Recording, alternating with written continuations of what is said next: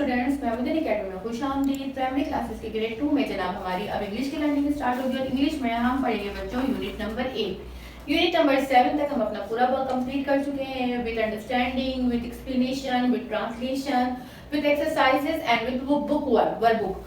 Okay, अब हम start करेंगे अपना unit 8 from plus two skill and the topic is बच्चों, आप लोगों ने अपनी मदर से और स्कूल्स में अक्सर बच्चों आपस में आप लोग कहानियां सुनते हो और बहुत सारी कहानियां परियों की होती हैं, फेरी टेल्स स्टोरीज, जिसमें आपको पता चलता है कि परियां कैसे होती हैं, क्या करती हैं।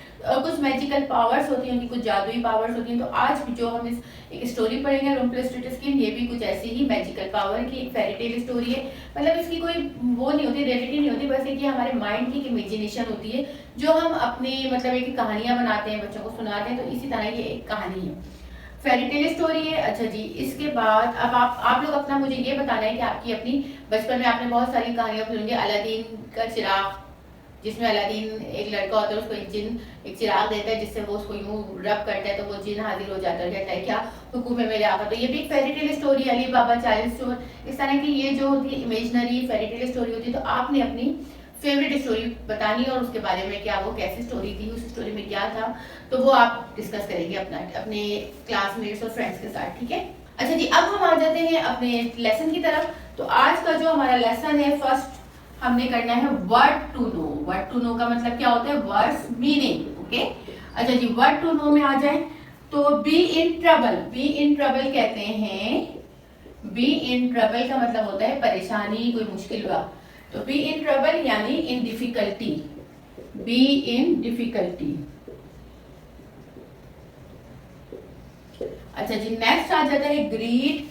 ग्रीड को उर्दू में कहते हैं लालच। बहुत ज्यादा जो लालची लोग होते हैं, यानी कि जिनकी ख्वाहिश होती है कि बहुत ज्यादा हासिल करना, स्ट्रॉन्ग विश, जिनकी बहुत ज्यादा ख्वाहिशें होती हैं बहुत आगे चीजें लेने की। अच्छा, मिलर कहते हैं वो पर्सन जो मिल का ऑनर हो, ऑनर ऑफ द मिल, जो ऑनर ऑफ द मिल्क हो सकता है, या वो पर्सन जो वर्क इन मिल करता है, who works in a mill, who works in a mill। ठीक है, इसके बाद रील आ जाता है।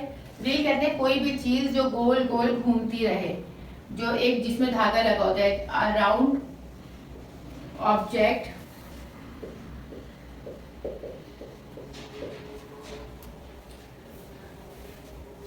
ऑन विच, जिसमें एक धागा होता है, थ्रेड, वो रोल होता है।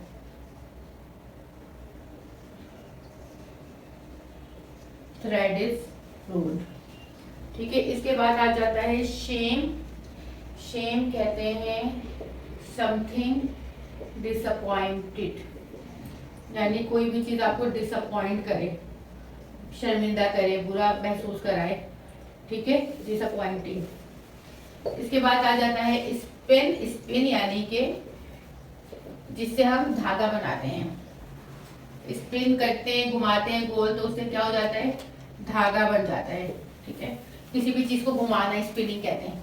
ओके, इसको वन मोर टाइम देख लेते हैं। Be in trouble, be in difficulty, greed a strong wish, miller a person who works in a mill, reel a round object on which thread roll, एक चरखी सी होती है जिसमें धागा लगा होता है, वो रोल होता रहता है। शेम यानी कि जिससे आपको फीलिंग डिसअपॉइंटिंग हो, एम्बैरेसमेंट हो। स्पिन वो चीज जो राउंडेड हो, व्हील हो, घूमे, टू मेक थ्रेड हो, जिससे क्या बनता है, धागा बनता है। तो इजाजत दीजिए बच्चों, अगली क्लास में हम इसकी एक्सप्लेनेशन करेंगे। आपने ये वर्ड्स याद करने हैं और इस चैप्टर में भी आपको जितने वर्ड्स समझ में आए उनकी डिफिकल्टीज की, डिफिकल्ट वर्ड्स की मीनिंग आपने अपनी बुक के ऊपर लिखना है। इजाजत दीजिए मुझे, अल्लाह हाफिज।